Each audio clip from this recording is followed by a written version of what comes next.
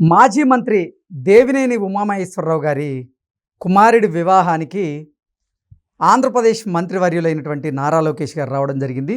అదే వివాహానికి తెలంగాణ ముఖ్యమంత్రి వర్యులైనటువంటి రేవంత్ రెడ్డి కూడా హాజరవడం జరిగింది.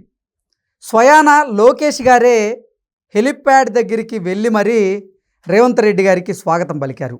ఆ తరువాత వారిద్దరూ గంట పాటు కొన్ని చర్చలు చేసుకున్నటువంటి నేపథ్యంలో వారిద్దరి మధ్య భేటీలో అసలు ఎటువంటి అంశాలు చర్చకొచ్చాయి అనేది మనం పూర్తి స్థాయిలో విశ్లేషణ చేసుకుందాం. ప్రస్తుతం మనతో పాటున్నారు ప్రముఖ రాజకీయ విశ్లేషకులు, ప్రముఖ సీనియర్ జర్నలిస్ట్ డివిఎస్ గారు. సార్తో మాట్లాడదాం.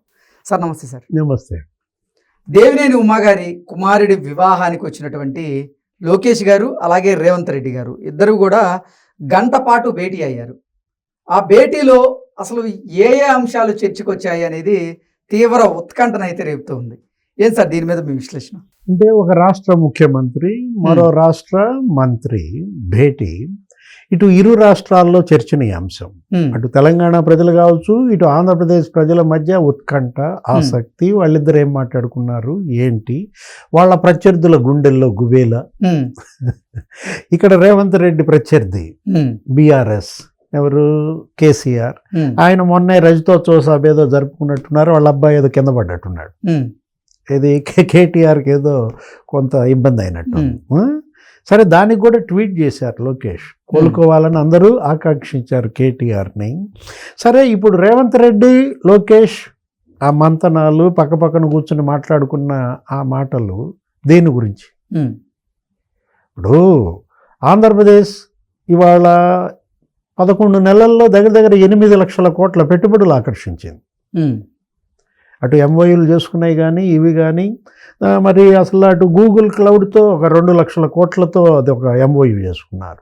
ఇప్పుడు అది విశాఖపట్నంలో పెడుతున్నారు అంటున్నారు. టీసీఎస్ వచ్చింది విశాఖపట్నం, దగ్గర 15,000 మందికి ఉపాధి. మైక్రోసాఫ్ట్ బిల్ గేట్స్తో ఎంఓయూ చేసుకున్నారు. అటు మెడికల్, ఇటు ఎడ్యుకేషన్, తర్వాత అగ్రికల్చర్, వీటన్నిటిపైన ఇవాళ మైక్రోసాఫ్ట్ అక్కడ గుడ్ గవర్నెన్స్లో కూడా ఏది ఆంధ్రప్రదేశ్ వాట్సాప్ గవర్నెన్స్ ఏదో చేపట్టింది.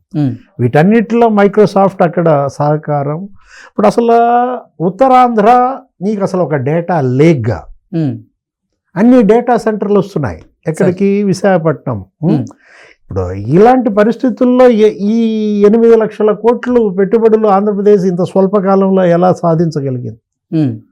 లోకేష్ యుఎస్ పర్యటన లేదా దావోస్ పర్యటన, వీటి గురించి రేవంత్ రెడ్డి ప్రస్తావించాడా? బిల్ గేట్స్తో నన్ను ఎందుకు గెలపలేదని అడిగాడా? బిల్ గేట్స్ మీ నాన్నతోనేనా, ఇక మాతో ఫ్రెండ్షిప్ చేయడా అని అన్నారా? ఏమిటి వాళ్ళిద్దరి మధ్య చతుర్లు ఏమి జరిగాయి, జోకులు ఏమి వేసుకున్నారు? అంటే 5-10 నిమిషాలు అంటే ఓకే సార్, గంట పాటు భేటీ జరిగింది. గంట పాటు భేటీ అంటే రేవంత్ రెడ్డి 2 సార్లు దావోస్ వెళ్ళాడు. ఫస్ట్ టైం దావోస్ పర్యటన 40,000 కోట్ల పెట్టుబడులు. నీకు సెకండ్ టైం దావోస్ పర్యటన చాలా గణనీయమైనటువంటి ఎంఓయూలు చేసుకున్నారు. ఏది దగ్గర 1,80,000 కోట్ల పెట్టుబడులు వచ్చాయి రెండోసారి.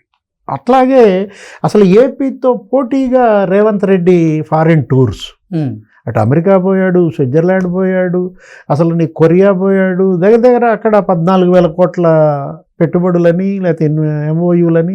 నిన్న లేటెస్ట్గా జపాన్ వెళ్ళాడు శ్రీధర్ బాబు. ఇతను మొన్న ఇక్కడ జపాన్లోనే ఉన్నది 12,000 కోట్ల పెట్టుబడులతో ఒప్పందాలన్నారు. అంటే తెలంగాణ ఇప్పుడు ఈ 16 నెలల్లో నీకు దగ్గర 2,44,000 కోట్ల పెట్టుబడులు, ఎంఓయూలు. అంటే రేవంత్ 2 దావోస్ పర్యటనలు సక్సెస్ అయ్యాయి. మరి లోకేష్ వాటి గురించి మాట్లాడా రేవంత్ని? అంటే ఇవాళ ఏఐ, ఆర్టిఫిషియల్ ఇంటెలిజెన్స్ మొత్తం అది ఇవాళ ఏంటి చక్రం తిప్పుతుంది. అసలు మొత్తం అసలు నీకు సత్యానాదేళ్ల ఇవాళ స్టేట్మెంట్ కూడా ఇచ్చాడు. అసలు నీకు దగ్గర 20%, 30% వాళ్ళు రాయడం కూడా ఏఐలోనే రాస్తున్నారు కోడ్. అంటే ఇప్పుడు ఆర్టిఫిషియల్ ఇంటెలిజెన్స్ నీకు దానికి అసలు హద్దు అంతు లేకుండా పోయిన పరిస్థితుల్లో ఆంధ్రప్రదేశ్ ఇవాళ అదే గేమ్ చేంజర్ అవుతుందా? డేటా సెంటర్లు విపరీతంగా పెడుతున్నారు. ఎందుకంటే అక్కడ వాటర్ పుష్కలంగా ఉంది, పవర్ పుష్కలంగా ఉంది, నీకు స్కిల్డ్ లేబర్ దొరుకుతున్నారు. కావాల్సింది అదే, ఏది డేటా సెంటర్లు పెట్టాలంటే నీకు విద్యుత్ ఉండాలి, నెక్స్ట్ నీళ్లు ఉంటే చాలన్నమాట పుష్కలంగా. ఇవాళ విశాఖపట్నం ఏఐ సిటీగా డెవలప్ అవుతున్న విధానం అంటే ఇప్పుడు వాళ్ళిద్దరి మధ్య చర్చ అన్నావు నువ్వు. ఏంటంటే ఈ అభివృద్ధి సంక్షేమం గురించి మాట్లాడతారు, మీరు ఎన్వి ఏం మాట్లాడరు అంటున్నారు. అంటే వేట గురించి చెప్పాలా? ఇప్పుడు ఇవాళ ఆంధ్రప్రదేశ్లో జగన్మోహన్ రెడ్డి ఆయన గ్యాంగు వైఎస్ఆర్ కాంగ్రెస్ పార్టీ వేట నడుస్తుంది. చంద్రబాబు మామూలు వేటాడతలేదు, వరుస పెట్టి అరెస్టులు, కేసులు, జైళ్ళు, వాళ్ళేమో హాస్పిటలైజ్ అయిపోతున్నారు. మనం చూసాం వరుస పెట్టి ఎంతమంది హాస్పిటల్లో చేరారు. పెద్దిరెడ్డి రామచంద్రారెడ్డి ఏదో చెయ్యి ఇరిగిందన్నారు, లేకపోతే అసలు కొడాలి నాని బైపాస్ అని చెప్పి పోయి ముంబై పోయి కూర్చున్నట్టున్నాడు, ఈ మధ్య వచ్చినట్టున్నాడు. పోలీసుల విచారణలో వాళ్ళేమో ఒకే మంత్రాన్ని జపం చేస్తున్నారు, తెలీదు, గుర్తులేదు, మర్చిపోయారు. అంటే వరుస పెట్టి అరెస్టులు. వల్లభనేని వంశీ ఇప్పటి జైల్లో నుంచి బయటకు రాల, ఇంకా బెయిల్ కూడా రాలేదు. అసలు పిఎస్ఆర్ ఆంజనేయులు సీనియర్ ఐపీఎస్, ఏది నీకు డీజీ కావాల్సినాడు, డైరెక్ట్ జనరల్ కావాల్సినాడు, వాళ్ళు ఎక్కడున్నాడు? బెజవాడ జైల్లో ఉన్నాడు. ఇప్పుడు అటు మద్యం మాఫియా కసిరెడ్డి రాజు అరెస్ట్ అయ్యి జైల్లో ఉన్నాడు. అసలు సజ్జల శ్రీధర్ రెడ్డి పారిశ్రామికవేత్త, ఎస్పీవై రెడ్డి అల్లుడు. అంటే ఏంటి, నాకన్నా మీరే బాగా వేట నడుస్తోంది అన్నాడా? తెలంగాణలో ఆ స్థాయిలో వేట నడవట్లేదా? వీళ్ళిద్దరి మధ్య జరిగిన డిస్కషన్ ఏంటంటే, ఇవాళ లోకేష్ని కాంప్లిమెంట్ ఇచ్చాడా రేవంత్ రెడ్డి వాళ్ళ అచీవ్మెంట్స్కి?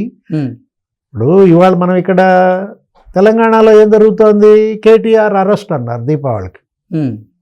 ఇంతవరకు దీపావళి ఎన్ని నెలలు అయింది? ఇప్పుడు దీపావళి అయిపోయి 6 నెలలు అవుతున్న పొంగులేటి శ్రీనివాసరెడ్డి బాంబు బేళ్ళ. లేకపోతే ఇక్కడ ఏదో ఫోన్ ట్యాపింగ్ అన్నారు, ఆ ఫోన్ ట్యాపింగ్లో ఒక 5-6 అరెస్ట్ చేశారు. ఏదో లోకల్గా ఉన్న పోలీసుని అరెస్ట్ చేశారు, కానీ ఆ పారిపోయిన వాళ్ళు అక్కడి నుంచి ప్రభాకర్ రావు తీసుకొచ్చాం అది ఇది అన్న దీంట్లో అది అంతవరకు అట్లా ఆగిపోయింది. అంటే వేట విషయానికి వచ్చేసరికి రేవంత్ రెడ్డి లాజికల్ ఎండ్కి తీసుకురాలేకపోతున్నాడా? కాళేశ్వరంలో భారీగా అవినీతి అవకతవకలు జరిగాయి అన్నారు. ఛత్తీస్గఢ్ విద్యుత్ కొనుగోళ్ల కుంభకోణం అన్నారు, దాని మీద జ్యుడిషియల్ ఎంక్వైరీ అన్నారు, దీని మీద జ్యుడిషియల్ కమిషన్ అన్నారు.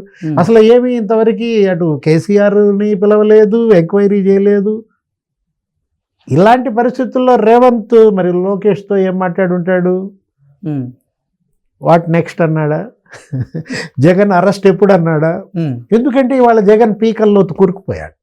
మనీ ట్రయల్ కూడా దొరికింది. ఏది ఆ లిక్కర్ మాఫియాలో కసిరెడ్డి రాజు మరి ఇవాళ అతను మరి స్పష్టంగా చెప్పాడని. సజ్జల శ్రీధర్ రెడ్డి అసలు జగన్మోహన్ రెడ్డి అరెస్ట్ ఉండబోతుంది అనేటువంటి ప్రచారం కూడా పెద్ద ఎత్తున నడుస్తుంది ఇప్పుడు. అదే ఇప్పుడు ఏది, ఇప్పుడు నీకు అసలు అక్కడ యుద్ధం కన్నా ముందు ఆంధ్రప్రదేశ్లో ఈ అరెస్టుల గురించి ఎక్కువ చర్చ జరుగుతుంది. భారత్ పాకిస్తాన్ యుద్ధం కన్నా కూడా ఇక్కడ ఆంధ్రప్రదేశ్లో ఈ అరెస్టులు, ఈ జైళ్ళు, ఈ కేసుల మీద ఇక్కడ ఎక్కువ ఉద్రిక్తంగా ఉందని ఎవరన్నారు? సుప్రీంకోర్టు జడ్జి అన్నాడు. మనం అన్నది కాదు. మిథున్ రెడ్డి ఏదో ముందస్తు బెయిల్కి వెళ్తే వరుస పెట్టి ఒక 5-6 లాయర్లు, పెద్ద పెద్ద హై సోఫిస్టికేటెడ్ అనమాట. ఏది అసలు ఆ లాయర్లు ఆ వాదనలు చూసి జడ్జి గారు ఏమన్నారు, ఒరే నాయన సరిహద్దుల్లో ఉద్రిక్తత కన్నా ఇక్కడ ఎక్కువ ఉద్రిక్తత కనపడుతోంది అన్నాడు. అంటే ఇవాళ ఆంధ్రప్రదేశ్లో ఆ విధంగా అటు అభివృద్ధి, ఇటు సంక్షేమం, మరొకటి అరాచకాల పైన వేట నడుస్తోంది. రేవంత్ వెనకబడ్డాడంటావా? రేవంత్ అభివృద్ధి సంక్షేమంలో పోటీ పడుతున్నాడేమో కానీ వేటలో మాత్రం, అంటే అభివృద్ధి సంక్షేమంలో ఎలాగో నేను ఆంధ్రప్రదేశ్తో పోటీ పడుతున్నా, ఈ వేటలో ఎలా పోటీ పడాలనేది కూడా లోకేష్ గారిని అడిగి తెలుసుకోవచ్చు అంటారా? లోకేష్ దగ్గర శిక్షణ కావాలా ఏంటి? ఇప్పుడు రెడ్ బుక్ దడబుట్టిస్తోంది నీ దగ్గర, ఆ స్థాయిలో నాకు రెడ్ బుక్ లేకుండా పోయింది అని ఏమైనా బాధపడ్డా? ఏదైనా ఇవాళ రేవంత్ లోకేష్ భేటీ కొంతమంది గుండెల్లో రైళ్లు, కొంతమందికి ఏమో జ్వరాలు, చూడాలి, మరి కొంతమందికి బీపీలు. Okay sir, thank you so much.